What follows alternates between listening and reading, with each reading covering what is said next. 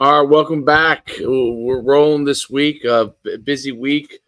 Lots of coaches, lots of different people on. Um, we're excited to talk to Coach Juwan Lewis today from Alabama State, running back coach and recruiting coordinator there. Also, as Coach D had mentioned to me, I think a couple of days ago, listed as a top 30 fastest rising coaches in the industry.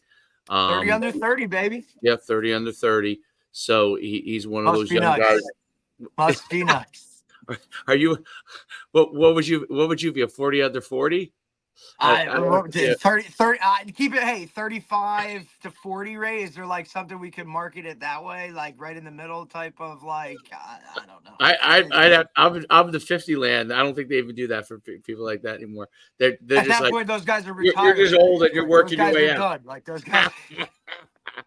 No, Coach came before he got to Alabama's State. I think he's recently there.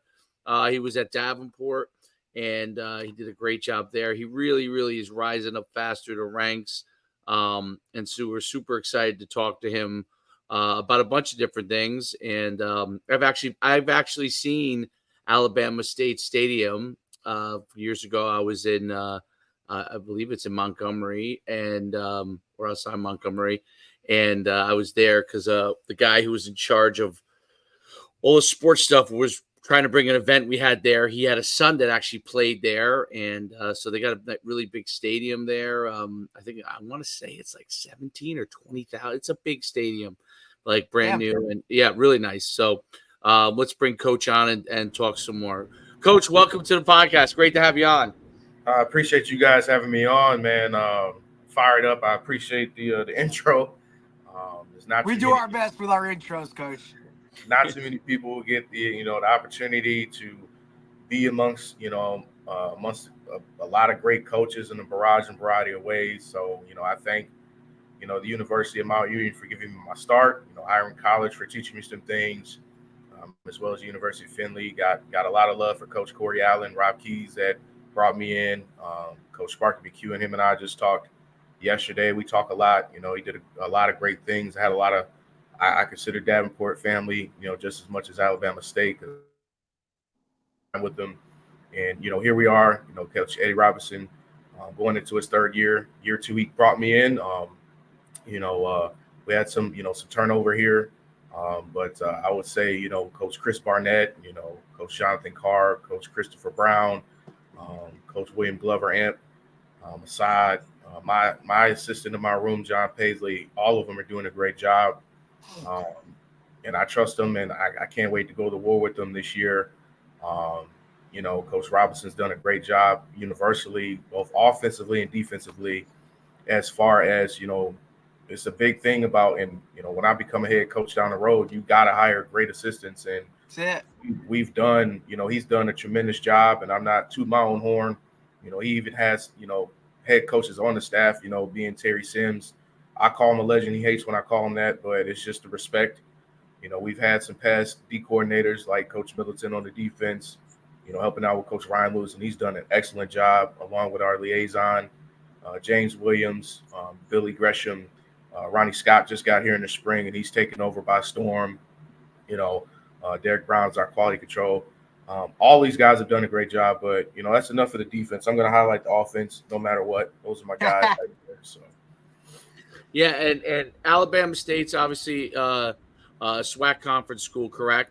yes, yep. Yep. And it's a place like I said, I've actually been to the stadium. I've seen some of the things that they're really trying to do, and this was several years back. This is before Coach Robinson got in there.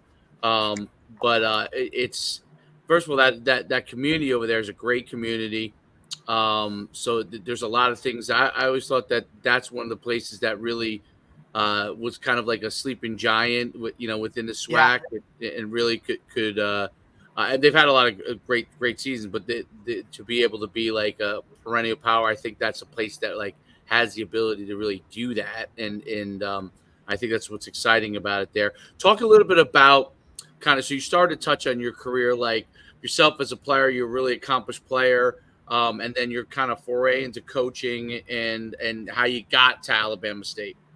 Yeah, so as far as playing, I did play both as an undergrad at Eastern Michigan, and as a graduate player at Fair State University. Got the opportunity also on the side note to play as one of the greatest fraternities known to man, Omega Psi Phi Fraternity Incorporated, by the way of Phi Zeta chapter. Um, but yeah, played at Eastern Michigan for 4 years. So I came under Ron English and then made the transition to Coach Chris Creighton. Um, and then was under Coach Tony Anise at Fair State. From there, I did, participate in the pro day. Obviously, my 40 wasn't fast enough. Happens to the best of us, bro. My 40 wasn't fast enough on that day. But then the crazy thing is, I go out a month later and had a workout with the Winnipeg Blue Bombers around a 4.50. So I wish they were just there. I wish the NFL was there on that day. But sometimes those chips, bro, they fall the right way for you because, like, you look at what you're doing now. Had that been different, like, you wouldn't have had the opportunity that you have now. So no doubt. So from there, for the longest, I said I'm not playing arena. I'm at least try to get to the CFL, and obviously the CFL. No knock against them. I got some great friends there. totally They're doing different. some great things. Coach Hogan, Coach Vintel with Saskatchewan, but I got to a playing date with Saskatchewan. They let me, they cut me. It's a mini camp within the state, so they cut me. And I got to a point. I'm like, all right, I'm gonna keep doing these workouts, or I can actually go play football and get some film. So from there, I was a mid-year signed with the Duke City Gladiators out of Albuquerque, New Mexico. They were in the CIF at the time when I signed with them. Fell in love with it. As much as I knocked it, it actually made me a complete player. As much as I knocked it, because you got to be able to move in the phone booth. Yeah, you do. You got to be able to move in the phone booth. So got there mid-season. Everything went well. We ended up going 13-2 that year, and we ended up winning the first national championship in franchise history of the ball club. So it was great. That was the furthest I ever been away from home. Crazy place like Albuquerque, New Mexico. I had so much fun, learned a lot. Wow. So I'm going into my first off season as a professional athlete. I made a little money, bought myself a Benz, and I'm feeling myself. My little brother, Kari Wilcox, who I'll always commend to get me in the profession. He says, "All right, man, you're in the off season now. What are you going to do?" So I'm about to finish up my master's degree, train, and get ready to do it all over again. He said, "You ever thought about coaching?" I said, "Have you ever thought about coaching?" I'm not coaching, man. I just got done playing. He said, "Man, just do me a favor. You'll still be able to train. You'll still be able to do everything you want to do, but just, give coaching, a try, this off season." And it took, multiple conversations. So I ended up having a conversation with Coach Vince Karras, who allowed me the opportunity to come in and be an assistant running back coach. And obviously, Mount Union's staff is huge for D3. Yeah, they're a little different. So he brought me in. I ultimately, man, I fell in love with coaching. I fell in love with it. I did go back and play one more year, but I knew that I was going to end up retiring and start to coach. So obviously, we went to play in the national championship. We lost to Mary Hardin Baylor in 18. Went on to play another year of arena, and then ended up coming to Hiram College. A lot of obstacles that happened with Hiram because, and it's not their fault. It wasn't our fault at the time. The program is still, picking back up from where it was back in the day. And I think they're doing a great job up to this date still. But I knew when I started coaching, even at Hiram, I said, okay, I'm taking the next step. I know I love coaching the backs. That's my baby, as Sparky says. And I've been able to speak all over thanks to the AFCA, thanks to the Minority Coaches Coalition, and many other outlets like our Coaches Network, where I met a lot of my football family. I knew I wanted to be an offensive coordinator in the immediate future. And now I have Coach Barnett, where I get to pick his brain, and he's allowed me to do a lot of different things, as far as practices go and stuff like that. And Coach Robinson, like I said, he trusted me. So you're the head coach of the running backs. I know what you can do. So I knew back in 19 at Hiram College, I knew that I wanted to be offensive coordinator because I was a co-run game coordinator and co-pass game coordinator. So Moving up, I had to take it. I wanted to take that chance. I didn't want to get labeled, at a certain level. So I wanted to continue to rise. And Coach Allen, called me during the COVID, on the back end of COVID, and gave me the opportunity to come in. Him and Coach Rob Keys gave me the opportunity to come in to become the running back coach there. Having my own room still. We did a lot of great things. Had a freshman that was the co-freshman running back of the year in the GMAC, two to three additional first team all conference guys. It was a short stint because after that, Coach Sparky McEwen, most people don't know, Sparky was the receiver coach when I was at Ferris. So he texted me randomly. He said, what do you got going? What are you doing? And next thing you know, I'm there for 2 years as the running back coach and high school recruiting coordinator. Fell in love with it. We made history. I had a running back that broke a rushing yard per carry record. We set a unit record against California or Lincoln University in Cali, where we had 7 touchdowns from, I think, 3 or 4 different running backs within that one game. Had some first team, second team, all conference guys. And then, just from doing guest coaching at different clinics and camps, satellite camps throughout the years, is what helped me meet a lot of my family in the football realm. And ultimately, Harry Williams, who, did a great job while he's at Alabama State. He's now the OC back at his alma mater. So I wish him the best of luck and everything. Gave me the call with Coach Robinson and Coach Sims to ultimately bring me here. I knew a decent amount of people on the staff, or they knew of me, like Coach Gresham. Man, him and I didn't meet in person until, I want to say, 23, and I just wrote him a letter, because we were fraternity brothers. And I wrote him a letter, and he kind of kept up with me. I kept up with him. And here I am in Alabama State. The crazy thing is my sister actually graduated here in 2011.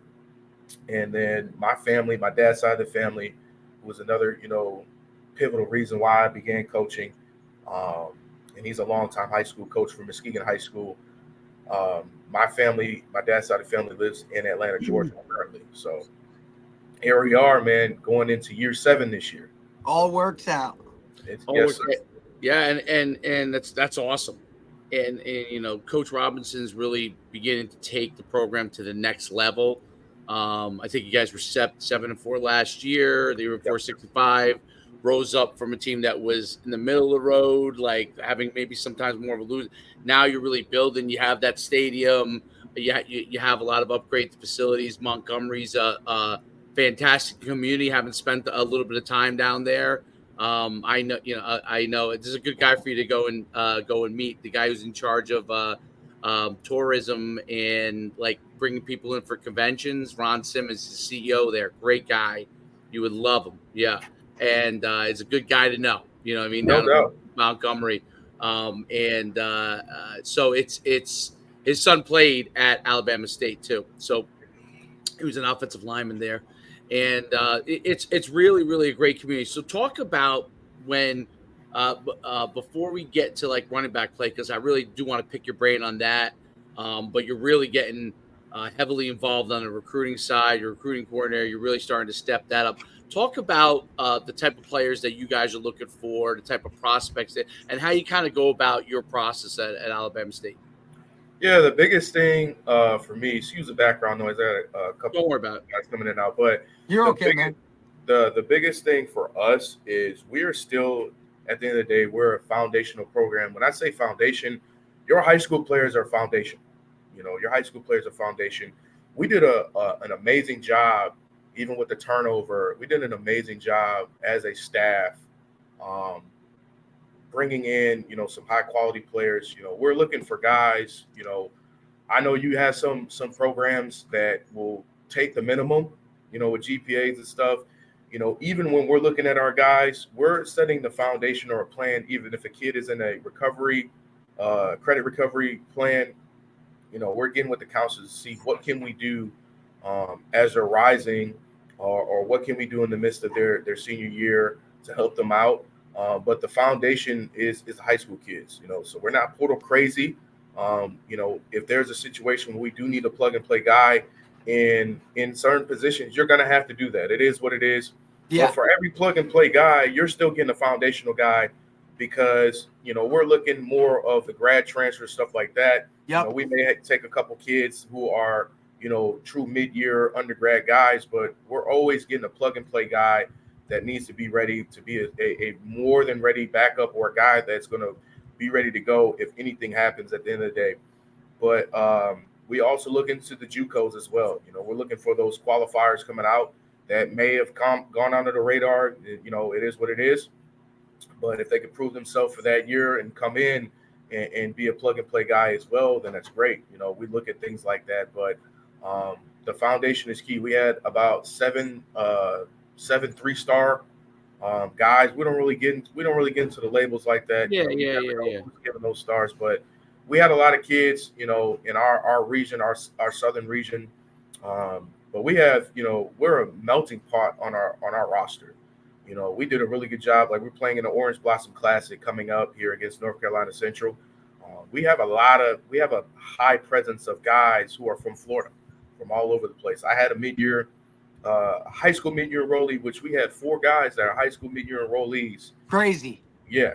And I had the pleasure of bringing one into my in my room that I'm looking forward to seeing him flourish. Even if he uses my office closet as his extra storage space. Hey man, whatever it takes, Coach. Whatever it takes to keep him in the room.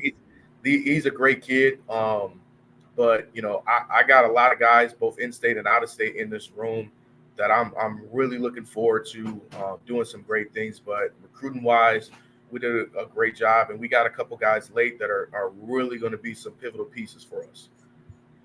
Yeah, I think that's one of the things that's really cool. I mean, if you look at like what social media has done from a recruiting standpoint, that gives places like Alabama State now an opportunity to recruit nationally, especially throughout this, because you could reach and touch anybody. So if they're interested in being a part of that program, where in the past probably most of it came from Alabama or Louisiana, and maybe touched Mississippi, maybe touched Georgia a little bit, but now you have that opportunity to reach out to players from Florida and realize, hey, it's really not that far, right? And it's within your region and other places around, especially the southeast and southwest. But you can touch anywhere, right? So I think that's one of the cool things about it. And I think Alabama State is in one of those states in Alabama where there's so many great football players. Like, people don't realize the pocket of, because you always hear people talk about Georgia and Florida and Texas, right? But people don't realize the number of scholarship athletes that come out of the state of Alabama, and then obviously right there. Yeah, and the neighboring states like Louisiana, you could probably argue for their population size might have the most Division I athletes, and obviously Mississippi has a ton of athletes as well. So it's really, really interesting, kind of where you guys are and the opportunity to really get a lot of prospects. Talk about, like, as far as, so you talked about like how high school was so really important, and what I'm seeing with a lot of FCS schools in general, right? That's still kind of the foundation part of recruiting. How does, and I don't know if Alabama State does it differently or than the rest of the SWAC, or how it kind of works. Does the SWAC utilize all 63 full scholarships, or is it okay?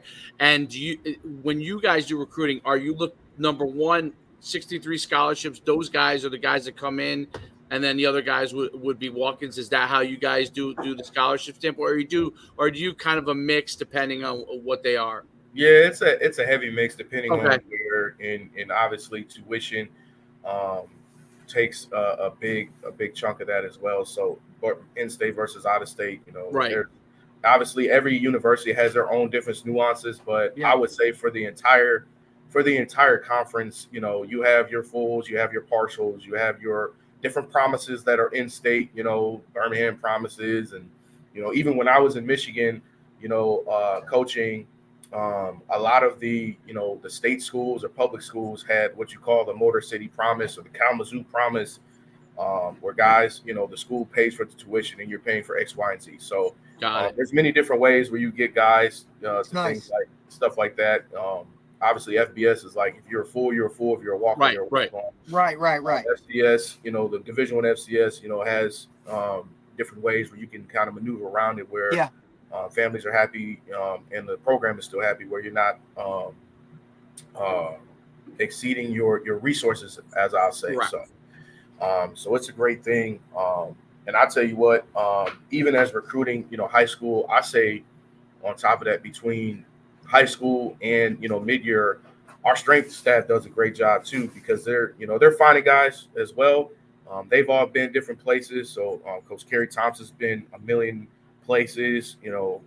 Coach Portis has been a million different places. That's my workout partner. He's actually sent me a couple guys as well.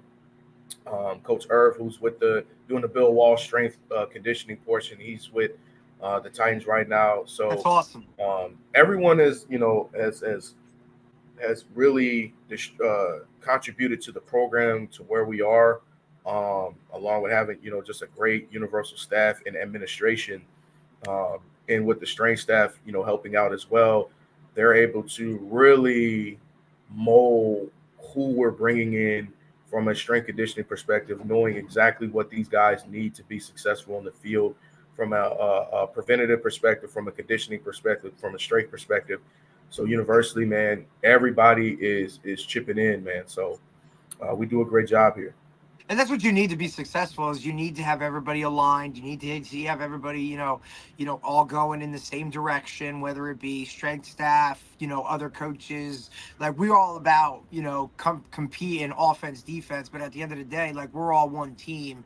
And, for anybody watching that really doesn't understand college football on that level, the strength staff spends way more time with players than individual coaches, right? Like that's like that bond between those two is just on a different level, so everybody has to be aligned, ready to go in the same direction in order to be successful. So I'll take it even a step further. Our President Ross, Dr. Cable, our AD, and our assistant AD, Cyrus Russ, they even do an amazing job just for the fact that they believe in our vision.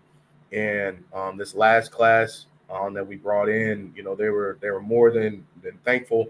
Always us bringing in good, great, high character student athletes. So I can't let this this interview go without me saying thank you to President Ross, who was a Michigander, and two of our SWAC's very own, Dr. Cable and Assistant AD Ross.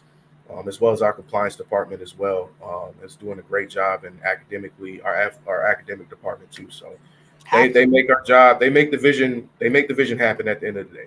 Right. No Right. doubt. Because if you don't have that from the top, like you're not getting anything done. I don't care, how good of a coach you are. I don't care what players you bring in.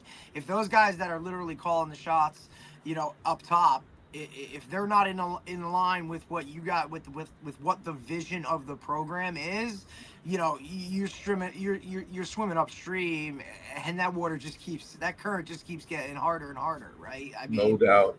definitely.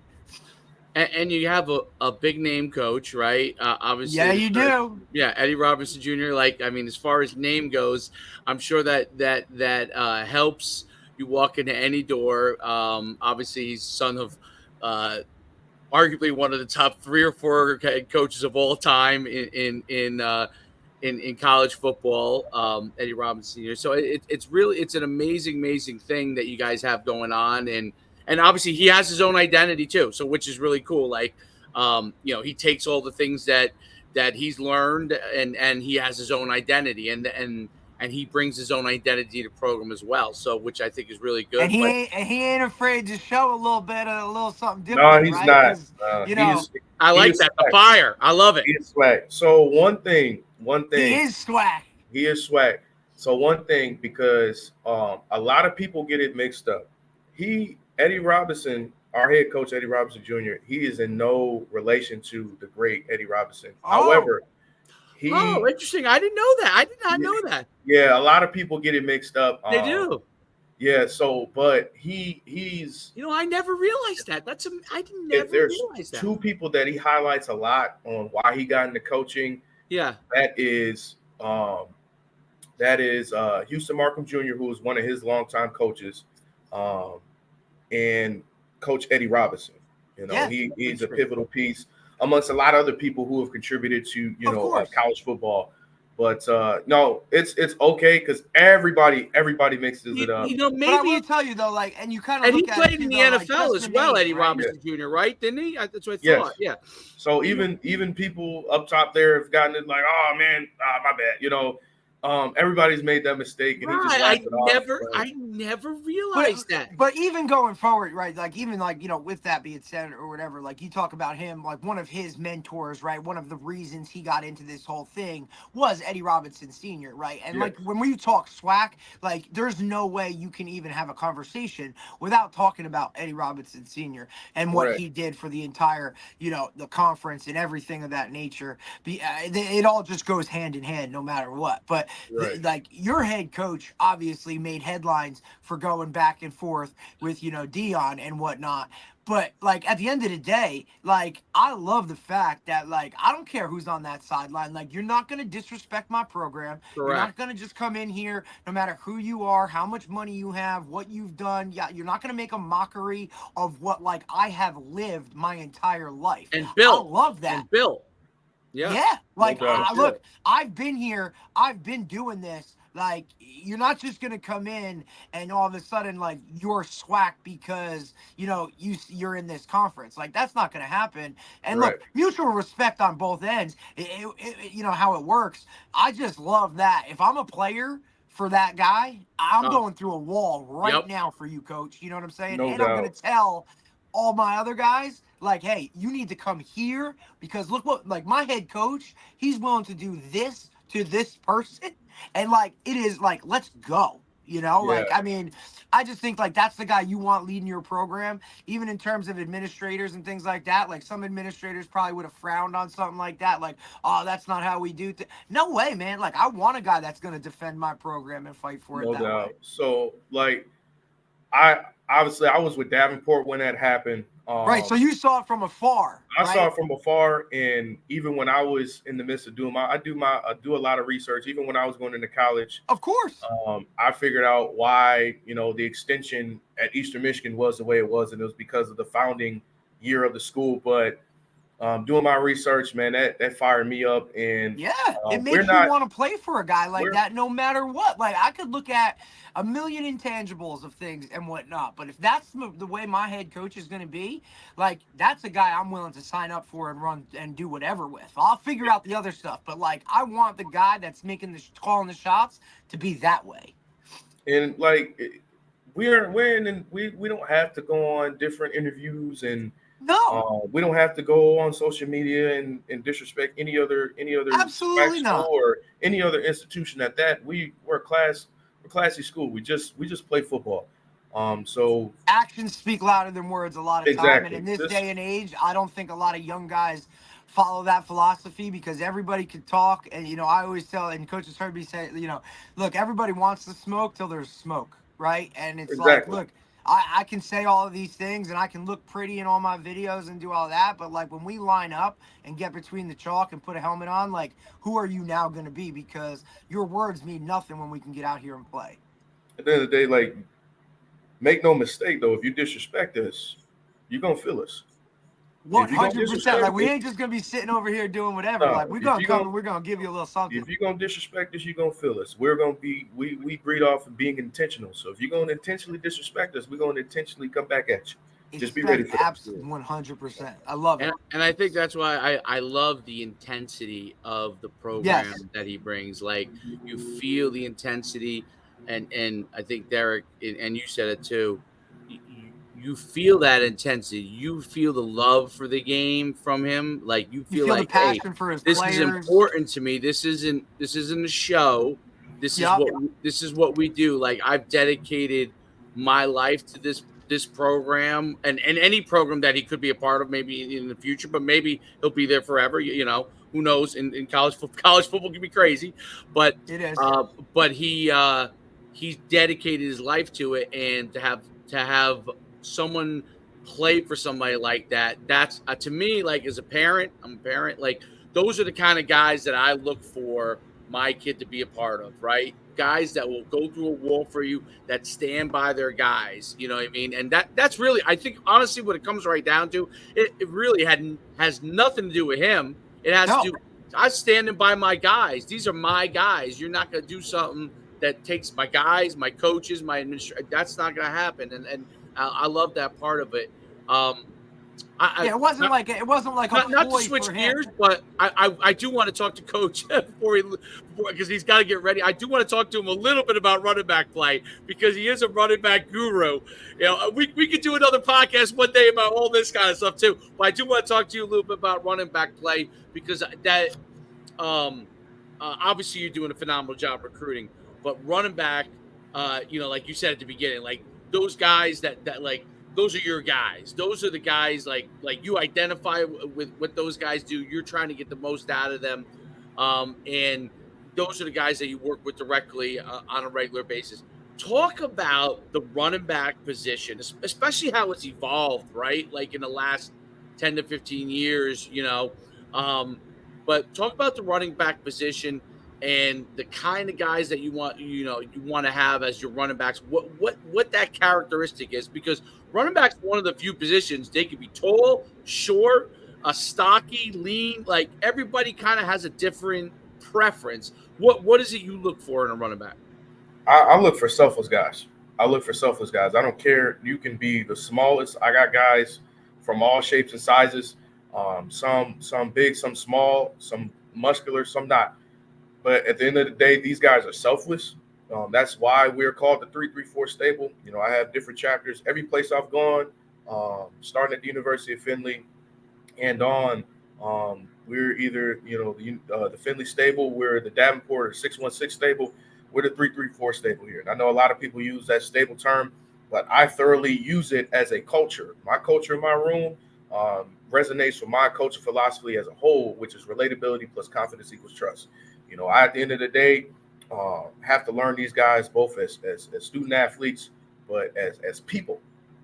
Their parents are entrusting me to develop them no matter what. From there, you got to build the confidence through drill play. Your drill play. When you build that confidence through drill play, you're showing why these drills are going to correlate on game day. Um, Within that, when it works within those different individual periods, team scenario periods on game day, um, having if we a great job at using this, or man, had you used this, if you been bounce a berry, or hey, have you gotten skinny through there, hot feeded through there, depending on the different scenarios and situations on the field, it builds that trust. They know I'm going to put them in the most successful situation possible, no matter what. But at the end of the day, no matter if you're the top of the depth chart, the bottom of the depth chart, you're going to be prepared like you're going to get 20 plus carries a game. I got to have guys that are ready to roll.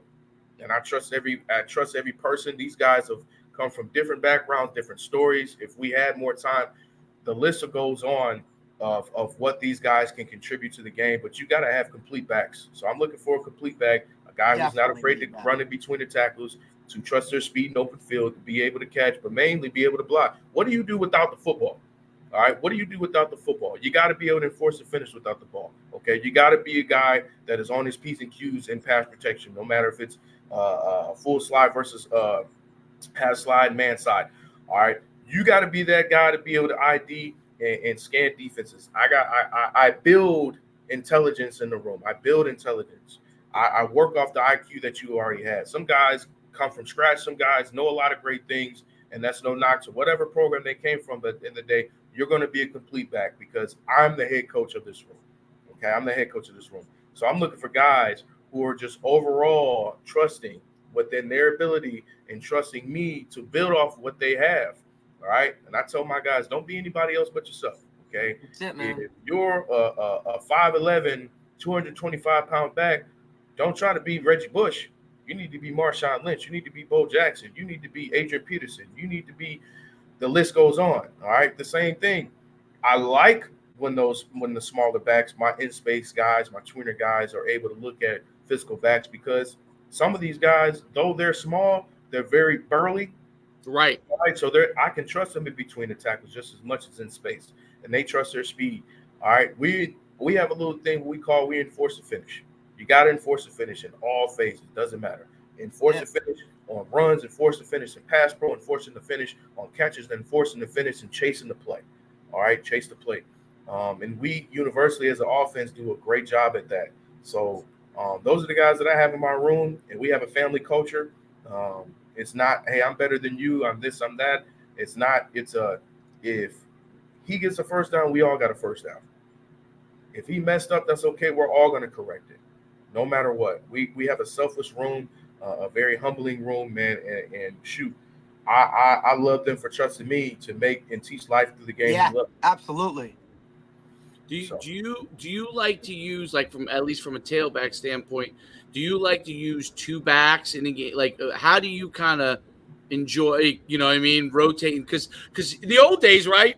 I mean, before when I was young, like, you had the one back carry the ball. Now there's some teams that still do that, but most kind of have two guys, right, that are their main guys, and they make sure they you know, it might be you know, a 60-40, 70-30, but there's two guys that they rely on.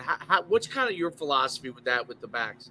Well, the biggest thing for me is I preach and teach versatility so I can get more guys on the field. You're obviously going to travel more than two backs. So everybody has to be good at something, and you have to embrace your role. So these guys embrace their roles, whether my route runners, my in space guys. When I get the two back, I can have a big, little, big, big, or little, little.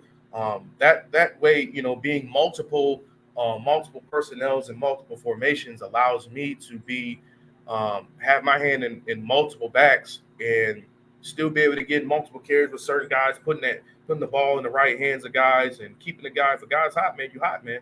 Hey, coach, he's hot.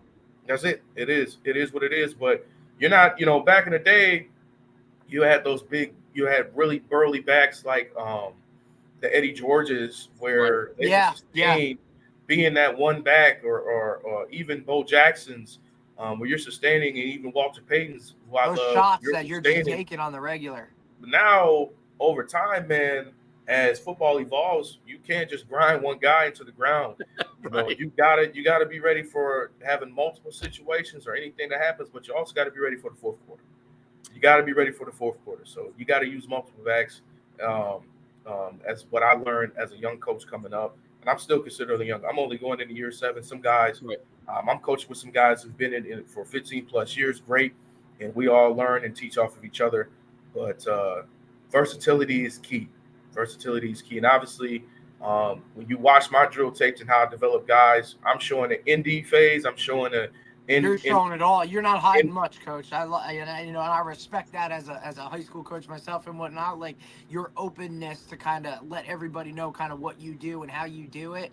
You know what I mean? I think that for us guys, like, I respect that more. And now, you know, when I'm looking to send guys certain places, I'm gonna say, hey, Coach Lewis at Alabama State, right? Like, you see what he does, so I want you to go that way. So you know, the biggest thing too that I show is, how is this drill used at the next level? Right. How is it used at the next level? And 2, I'm not going to be that coach that is going to hide my good stuff. No, absolutely not. Why would you do that? I don't understand why guys do that anyway. Like, why would you?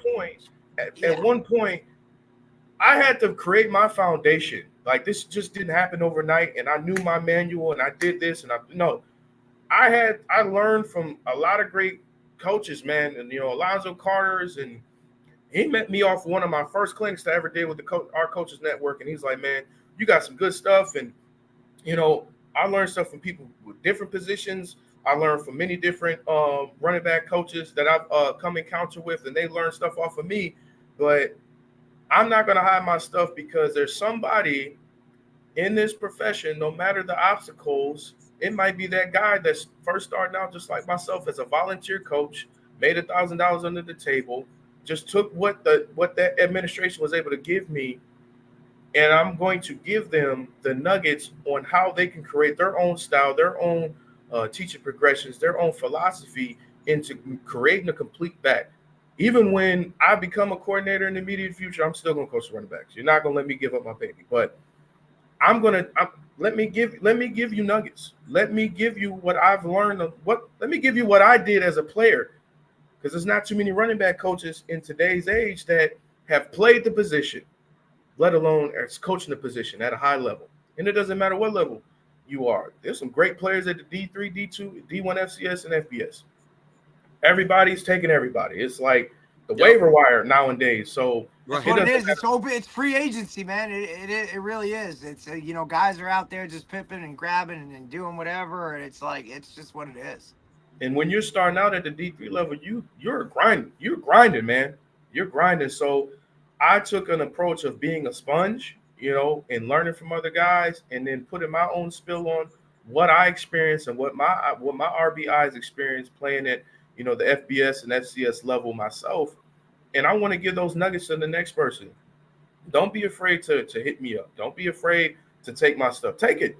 Take exactly how I coached it. If you got to put a little, it's a sense of like I've always felt a certain sense of pride or whatever when guys steal my stuff. Like, even if they're doing it like whatever, like to me, that's humbling, right? Like, okay, my stuff was obviously good enough that you felt the need to go and take it. So I've always been an open book with it. I also am under the impression that like, hey man, if I'm that good, it shouldn't matter whether you know exactly what we're doing or what we're going or how we're training or doing all that other stuff. Like, try and do what we do, because I just know that for me as a coach, my moxie, my approach to things, like it's always going to be a little bit different. And then those guys will take that from me, and then you go put your own spin on it if you want to take my stuff. It's like it's a set, you just feel a certain type of way when guys do that. Football is all stolen anyway. That's all what it is. Everybody's taking stuff from everybody and then put their other own than spin whoever on it. may have started football way back in 18 whatever.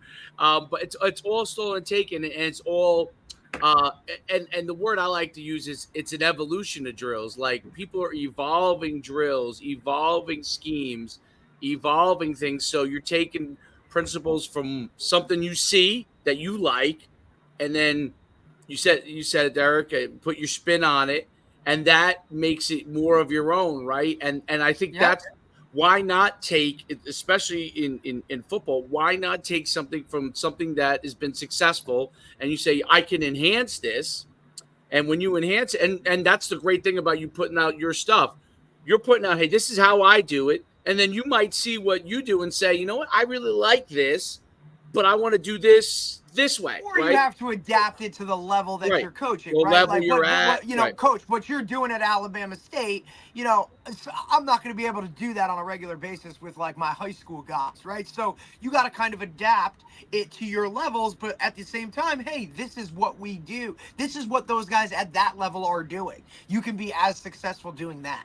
Exactly. And then like, I get the privilege of knowing guys like, Coach Gillespie at Alabama, where, we've taken stuff off each other, Coach Keenan Halls, Coach, Larry Warner's, these are guys that I would. Your name dropping now, Coach. Your name dropping. I have no problem with it, because there's things that they've taught me, that there's things that I've been able to give to them that they've asked questions and been intrigued about. And that's awesome. Those guys have ultimately done a great job. But two, me putting that stuff on social media, there's one thing to oversell yourself. And I know some older coaches that hire and fire, but there's some older coaches that are in positions that hire and fire, but they understand now that we're in the era of social media. Absolutely. This is what it is, man. Adapt or die. If I'm bringing a running back in, I want them to know how I develop guys. And two, a lot of the stuff that I put on social media is the reason why I've been able to speak at the AFCA, our coaches network. It's the reason why I've been able to meet so many great coaches, and they become my friends and family. I've met a lot of people, some people I've coached with, and I told them strictly, because I'm a genuine person, like, man, we'll never not be friends. But I've met people along the way where we pick each other's brains and we become family. I send texts all the time to people, both in the RB position, out of the RB position, head coaches, pro coaches, all that. And it's only out of love, but they met me through what I've put on social media. And I don't get to the point where it's like I'm posting, hey man, I just took 2 steps down the hall. Like, no, I'm not doing that. I'm posting nuggets so people can take from high school levels to college. Just it's quality over it's quality. Yes, it is. Quality, because you can post something every single day, but at the end of the day, like, what are we really taking from it, and what is it really helping me with? I get it. Absolutely. It's a great approach, Coach. Absolutely. I think the biggest thing that you could take out of it too is, hey, number one, you're helping others get better, whether it's athletes or coaches. And then number two, listen, by showcasing what you do, you're helping your career as well. It's what you spoke, you said, because listen, they can see without ever having to meet you, they can Right. actually It's your see what resume. you do. You're presenting You're doing part a of your resume. presentation. You're Yeah. doing a presentation each day on It's what you basically it's the do. same thing as if you were standing up there at a clinic doing a PowerPoint going through everything, right? Like, and now you're actually like coming out and like here's what it is. Also, like there's a certain way that like I would look at it, right, Dave, and like obviously you've been a head coach and whatnot. Like if you see a guy that's confident in his work to be presenting it out like that, right? Like that's a guy that I'm going to entertain and say, hey, this guy does it this way. I really like that. Yeah, and a lot of the stuff that the coaches have picked brains. Those are some of the same drills that I've been able to even go talk at the coalition in Vegas and at the AFCA year after Yep. year. I've been able to speak probably 4 times in the last 3 years. Even my first AFCA, I got to do buzz sessions and stuff, but I've been able to speak 4 times in the last 3 years, and it's just because I love talking football. I'm passionate about this, man. You're in a sport that builds confidence, builds personalities, builds overall morale as a person just as much as a teammate. So any chance I get to have time to be able to speak it, demonstrate it, um, allow people to pick my brain on my why, absolutely, I'm going to do it. Absolutely. And the positions to me, like the running back is number one on where you could develop them with drills, probably more than any other position. But I always think of running back, offensive line, defensive line, because the drills are you can architect drills that are very similar to the game situations for them, things that they're going to have to deal with in those three positions more than anywhere else, because wide receiver has to run down the field to have a DB cover him, in order to really get a full simulation. What is DB? Same thing. He's got to have to get a full simulation. A linebacker has to see all the pieces move. But a running back, an offensive lineman, defensive line, they can work within a vacuum and do all the work they need to do to simulate game situations, and they can work in the full breadth, right? The full teamwork or half teamwork, and be able to get the breadth of it. And I think that's one of the beauties of running back is that you literally, if they said to you, all right, you have 2 hours and you can go and do everything you need to do running backs, you guys don't ever come over by us, you'd be able to find drills over and over again to simulate game things 100%. to get it done if you just practice literally by yourself. And that, I think that's one of the unique things about the running back position that has to be awesome to coach from that standpoint. We got people on our staff too are versatile. I'll give you an example. Um, Even when I first got here and started implementing my drill manual, which I think I'm up to almost 50 drills because I at least come up with 3 new ones out the blue each year, each offseason. Coach James Williams, who's our NFL liaison, associate head coach, and our DB coach, he played both. He played DB and he played running back, and he just loved the durability or the development of the guys over the course of the year, from when I got here up until even this past spring up to this point. And he does a great job with the DBs. We talk junk to each other all the time, but um, he grew to love. Even our head coach grew to love a lot of the drills, especially with the ball security phase of things. How I teach ball security, but both of them grew to love it. They even, when I do a little extra, they sit down and just watch and pick my brain. Like, man, I really like that drill. Why? Blah blah blah blah blah. So it's a lot of love, man. But don't, if I'm telling the next coach, even if you're, I don't like to use the word season because some older coaches will take that personally. Season leave, I say the vet coaches, Yeah, man. vet coaches, don't hide your stuff. Young coaches, be willing to get with older coaches. Don't be be a sponge. Don't be a guy who's just who's comfortable. Who knows everything? Yeah, who knows everything or is comfortable where he's at. Because there's always something you can learn. There's always something that you can build off of. It's a great message. So, and I even said that at the AFCA. Get with older coaches, get with the AFCA, get with the coalition. get with this fine network here that I've been able to, finally be able to interview with two fine coaches themselves that know football. Get with our coaches network. There's so many different outlets where you can learn so much from so many different people. All right. It kind of correlates with my little saying that I learned along the way. There's river guys versus ocean guys. Like you gotta be a river guy.